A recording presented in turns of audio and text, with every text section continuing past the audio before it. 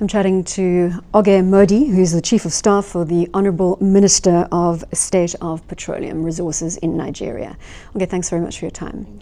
Give me an update on the petroleum industry in Nigeria. It's the centre of a lot of attention, a lot of focus at the moment. It would be very good to understand what the reality is. A lot has changed over the last 9 months since the Honourable Minister started as the Group Managing Director of the National Oil Corporation, NNPC. And one of the key things which he had from his principal, the President, was basically to clean up the oil sector, make it more transparent, make it commercial, and make it accountable to all the key stakeholders, so the Nigerian public, the government, and of course other international stakeholders. So where are we in the process of the cleanup? So in 9 months now, what have we done? We've been trying to push transparency, and we've been doing that through reorganization of contracts. So for instance, for the first time, the crude oil term contracts were televised, the bids were opened on TV for everyone to see. The winners were publicized and put in the newspapers. So that in itself is very transparent. That hasn't happened before. NNPC has started publishing its monthly operational account. That has never happened in the past 12 years. Now, every month, we put that in the public newspapers, in the public domain. So everyone can see how much crude has been lifted every month. You can also see how much we've made, how much we've paid to the federal government account. And again, you know, what's happening with the oil pipelines and how much Nigerians are consuming in terms of PMS. So there's a level of transparency that Nigeria has never seen before. Never seen before. And, you know, we're trying to get things to work. So there has been a major restructuring of NNPC to split it into 4 autonomous business units to make it more commercial and more efficient in its operations. Is that restructuring complete? It's complete in the fact that we've done that restructuring. We've appointed new group executive directors and what we call chief operating officers now. So everyone understands that you have a target and you need to be commercially viable. So we've done that in March. We got approval from the President to do that. We've done that in March and it has started. So we are at the point where we have a restructuring implementation committee set up and a project management office that's pushing that restructuring now right down to the basics, so right down to the level of staff that everyone has to understand the job duties, your targets, and how to work more efficiently.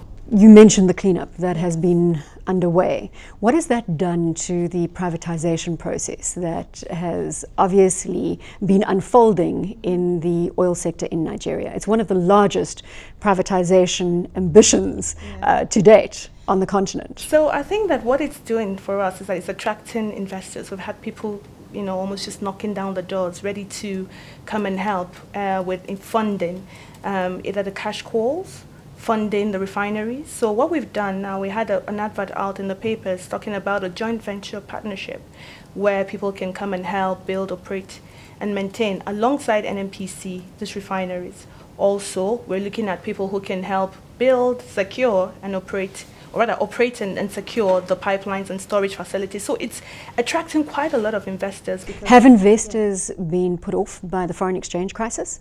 If the proper pricing is done of these products, I think that investors will feel more secure in coming in to invest and to subsequently gain from investing in the oil and gas sector. So I think it's about the right price and allowing market forces play within that, and that, you know, will enable an investor to say, okay, I think it's time to come in to Nigerian oil and gas to invest. And the end game must also be to try and service the local population, where you've got 75 million Nigerians without access to electricity.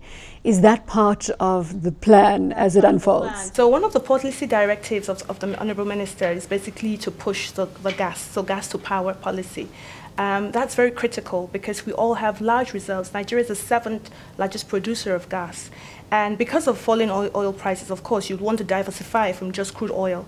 So he's looking at, you know, pushing the gas to power. There's a gas master plan that, you know, we're working on that. And does that include stopping the flaring of gas? Yes, exactly. By 2020, get it to zero.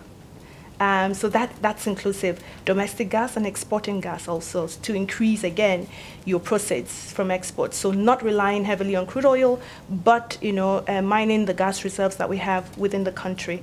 So I think that is a way, again, of, getting more investors into the country. Gas should now be the go-to natural resource aside from crude oil. Nigeria can play a very crucial part in ensuring that this is done. I mean, gas is used all over the world and can become, about the second or third largest exporter of gas once we can start to mine those opportunities. Let's talk about the oil price. And earlier this year in Davos, I had the opportunity to speak to Vice President Osin Banjo, and he put into the equation that $38 a barrel was the number that he'd put into the budgets effectively. Now at the $45 a barrel level, are we in the all clear? Not exactly, because we've had some impact on production due to pipeline vandalism. The Forcados pipeline was attacked. We've lost about 300,000 barrels per day there. Day before yesterday, on Thursday night, Chevron facility was attacked. We've shut down about 90 barrels per day. So that gives us about 1.7 left. Meanwhile, the budget was done on 2.2.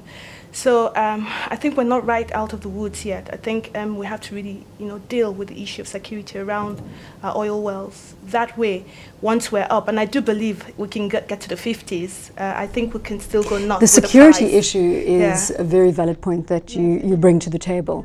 Is that the key concern, the key risk for investors in the Nigerian oil sector?